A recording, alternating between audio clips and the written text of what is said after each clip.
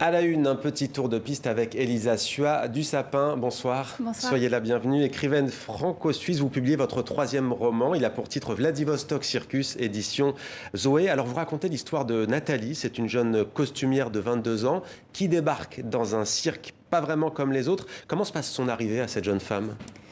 Elle se passe de manière un peu imprévue puisqu'elle a l'impression de ne pas être attendue. Elle est en avance. C'est une jeune femme qui est pas très sûre d'elle, qui d'ailleurs va, et c'est tout l'enjeu du roman en fait, apprendre à trouver la juste distance dans ce huis clos de 5 personnages à Vladivostok, dans ce cirque entre deux saisons. Qu'est-ce qui vous a donné envie de vous intéresser au monde du cirque ? Ça a été une rencontre que j'ai faite à Moscou d'un trio à la barre russe lors d'un voyage que j'ai fait de Porrentruy dans le Jura suisse à Tokyo en train et en bateau.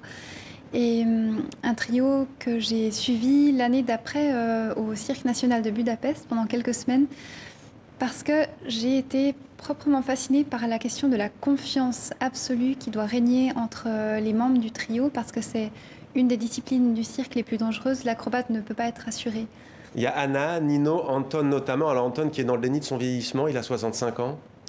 Alors, ce personnage-là, oui, mais il est largement inspiré de quelqu'un que je connais qui est vraiment porteur de cet âge-là et qui, en fait, exerce encore de façon assez incroyable ce métier. Ouais.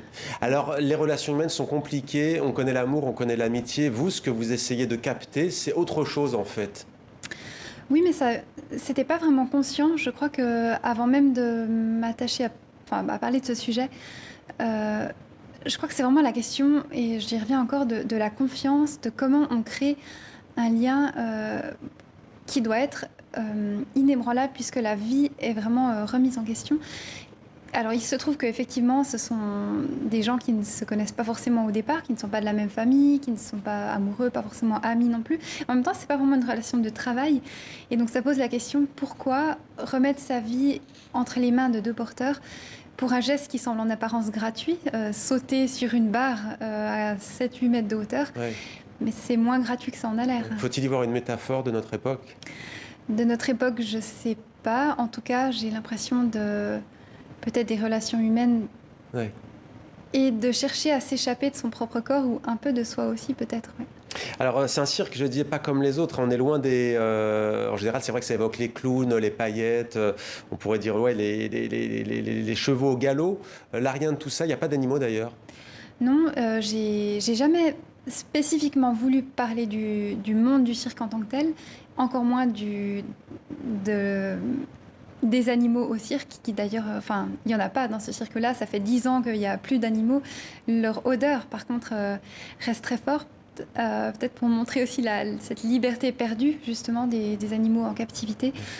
Alors, Mais ouais. ouais. Allez-y. Disons que j'avais vraiment pas...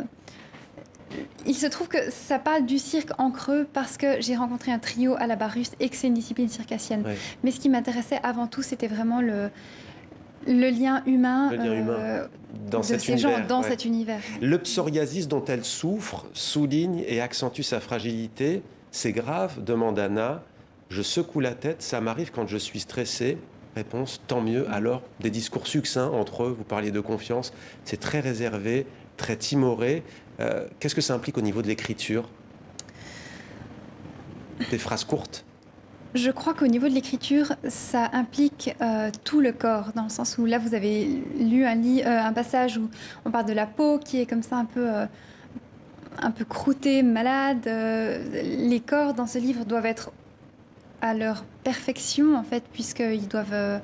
Il y a une performance à Ben réaliser. voilà, il y a une performance à réaliser et en même temps, on ne maîtrise pas aussi bien qu'on aimerait le croire, ce corps-là. Et donc, ce sont aussi des corps qui sont cassés, des corps qui peuvent mourir facilement, des corps qui sont un peu malades aussi. Et je crois que ça témoigne de mon rapport à l'écriture dans le sens où j'essaye toujours de ne pas être dans quelque chose de trop psychologisant, mais de faire comprendre les émotions, les atmosphères à travers justement les 5 sens.